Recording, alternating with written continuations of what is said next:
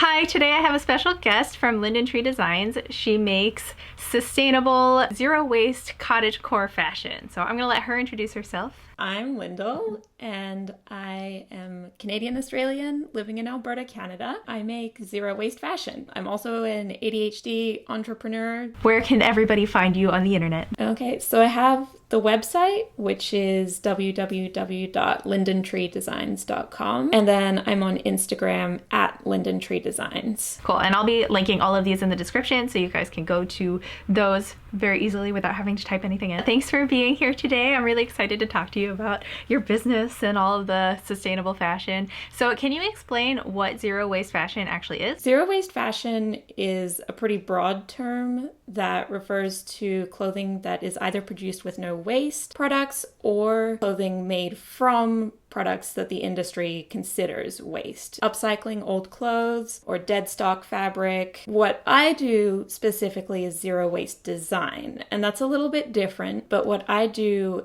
is design patterns so that there's no waste at the beginning of the process. So it's more of the reduce side of the reduce, reuse, recycle rather than the reuse or the recycle part. What exactly is Linden Tree Designs? I know it's a cottagecore zero waste design brand, but what is it specifically and who is it made for? My blurb that I always say is Linden Tree Designs is a slow fashion company featuring zero waste designs inspired by cottagecore and historical styles. It's feminine coded clothing. All of my stuff is made in Canada by me in my little basement sewing suite, and I go for natural fibers, partly for the environmental aspect, but also hugely for comfort, and they're a lot more comfortable to work with too. Currently, I just have the one design because it takes quite the process to introduce new designs, but I wanted to base my patterns on the statistical average of waist sizes in Canada. The average waist size in the US is like a 16 or an 18, and then the fashion industry is already considering that plus sizes when it's like that's the average. While I'm developing my sizing chart, I wanted to start with that number that is like women's average waist sizes. I'm also super interested in garments that are flexible sizing, something that was done a lot in history to make garments more versatile. Designs that work for multiple sizes with lacing or with ties or that kind of thing are something that I definitely want to dive into more so that there's more flexibility. I think that's awesome. I think that also goes back to the concept that fashion now is very disposable. Whereas like if it's more flexible in its sizing, then it makes it last a lot longer and makes it so that it doesn't have to just be disposable. Cool. So why did you start Linden Tree Designs? I have been interested in business since I was a little kid and wanted to have my own business. I was in the library one day and I came across the Threads magazine. It talks about zero waste fashion, as zero waste design in particular. They showed the garment next to the pattern and I was just fascinated by the way all of these like pieces interlock. And that's when I was like, I want to do zero waste fashion. It gives me a narrower focus. It's not as overwhelming. So what are the inspirations for your designs? I think the three biggest inspirations for my designs are historical fashion, Madeleine Vianney's work, and Liz Haywood, who is a zero waste pattern designer out of South Australia. And she's kind of one of the forefront people in the zero waste fashion industry. For modern inspiration, there's the Zero Waste Design Collective, which is a great community of people who are interested in zero waste design. And then, of course, the classic Zero Waste Fashion book by McQuillan and Timo Rissanen. They wrote a textbook that is kind of like the foundation of the zero waste design movement. So you mentioned your inspiration for your designs. What then is your design process from like start to finish? The idea comes first, obviously. Usually it comes from me looking at a picture of a garment. I can kind of see the shapes in my head, and then I like to try and think about how would I fit them together. Sometimes I fool around on like with draping on a little half scale dress form. Sometimes like I will start with a pattern that already exists and then tweak it. The process of making it actually zero waste involves a lot of math, and then I will make a garment that fits me and then play with it, tweak it. And then once I'm happy with that, I will start making it in sizes that I can use to sell. Grading and scaling a zero waste pattern is a whole other thing, because sometimes if you scale it up, then it's not zero waste anymore. So it's a lot of problem solving. It does depend on the pattern, the width of the fabric. That's a huge factor. I do talk a lot about the design process on my Instagram, Linden Tree Designs. I like talking about that there. Awesome. Yeah, you guys should definitely check out the Instagram, see more information there, because it'll definitely be more thorough than we can do in this video. So what are the struggles with owning and running a clothing business, especially one that is aiming to be zero waste and is a slow fashion business? My biggest struggle is connecting with people who are interested in zero waste design. Like the niche of cottagecore zero waste fashion is a very small, very specific niche. Hopefully this video will help a little bit. Yeah, I'm really hoping this helps. I know you're out there, but where? Another big challenge is being okay with being more expensive. A bit of a struggle figuring out pricing. I'm feeling more confident now when some people are like, why is it so expensive? Or if it was such and such amount of dollars, then I would definitely buy one. And I'm like, I can't make it for that much. I'm sorry. It's that much money because I spent so many hours making it.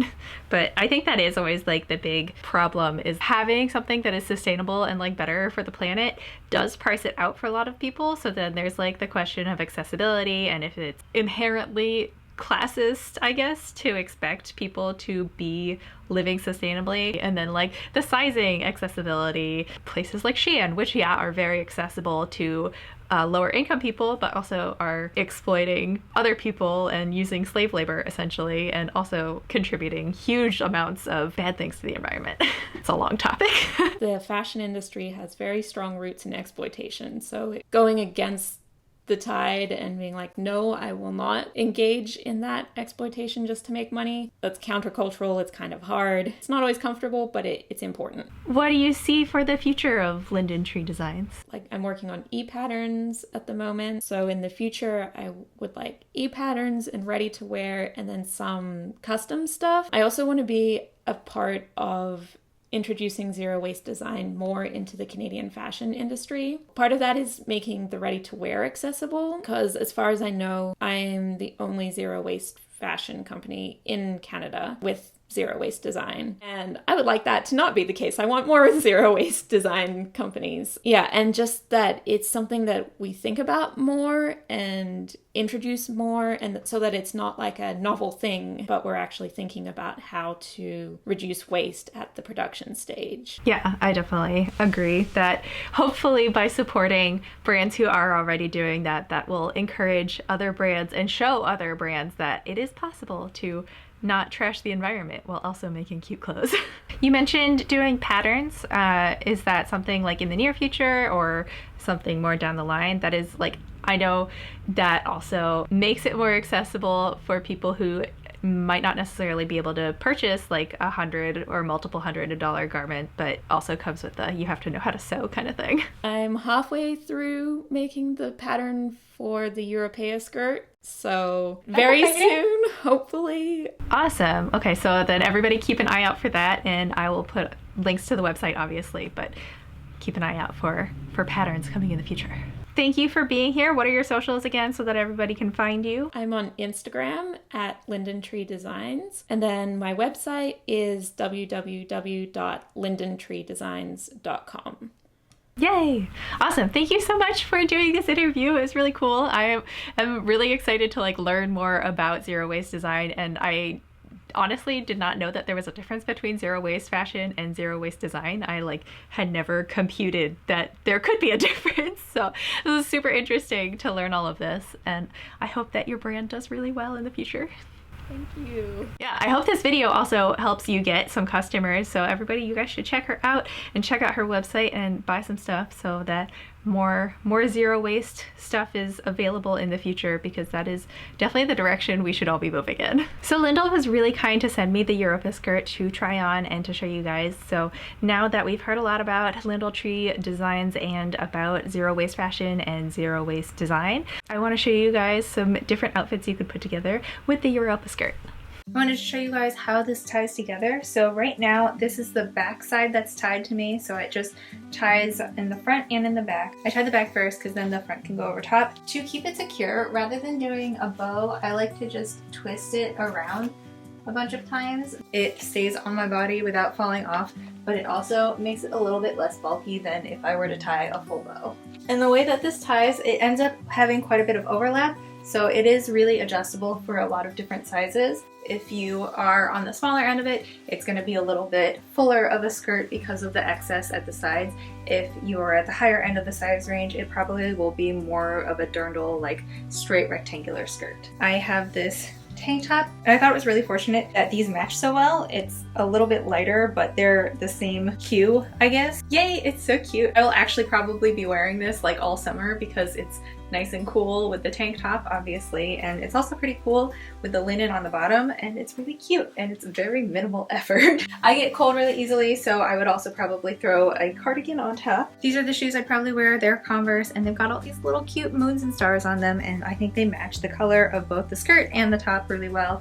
And also the sweater. Everything is very color matching, which is weird because I don't usually wear a lot of blue. And finally, I have this little Kiki backpack with Gigi on the front. And it's a very Ghibli outfit. I will actually be wearing this a lot this summer, I think. Really cute outfit, and it's really easy to wear. I feel light and breezy, but also I have my cardigan and I can take it on, take it off. So this is great. Just figured out a good go-to for this whole summer.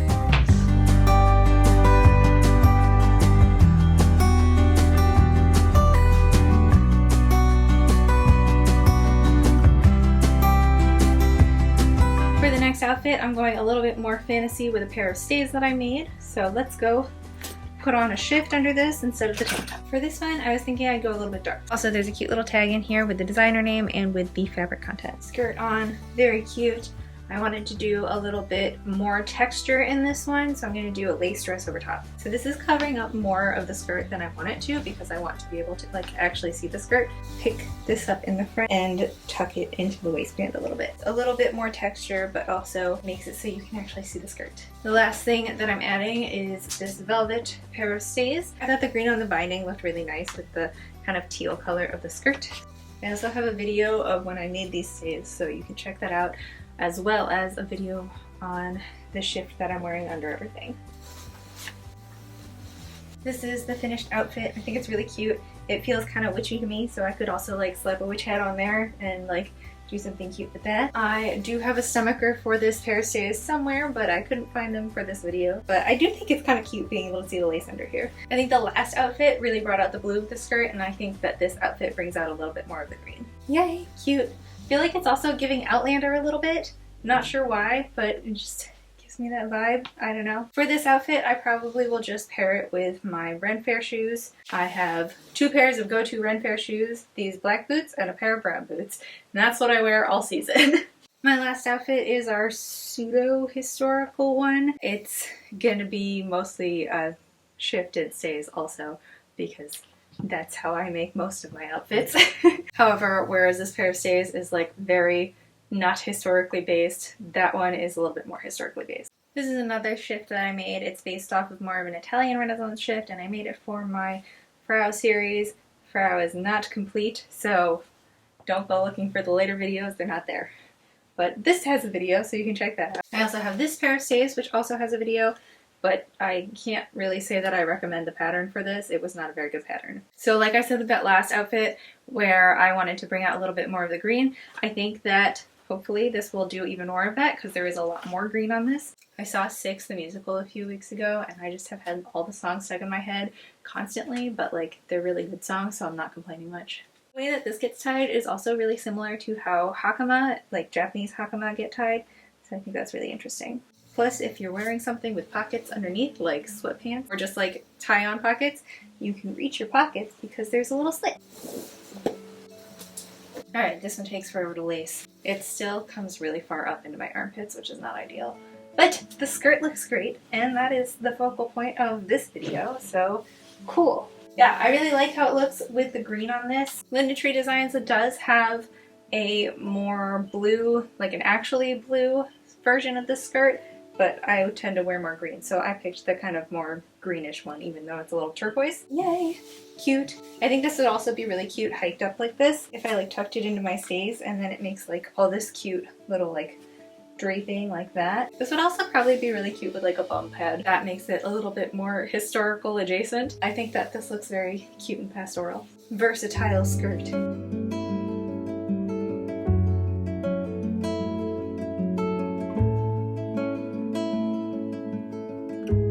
And that's my final outfit. I hope that you guys like this video. It's a little bit different being half interview, half styling, but I really wanted to showcase this brand and also wanted to try styling a couple outfits because I think it's a really cute skirt.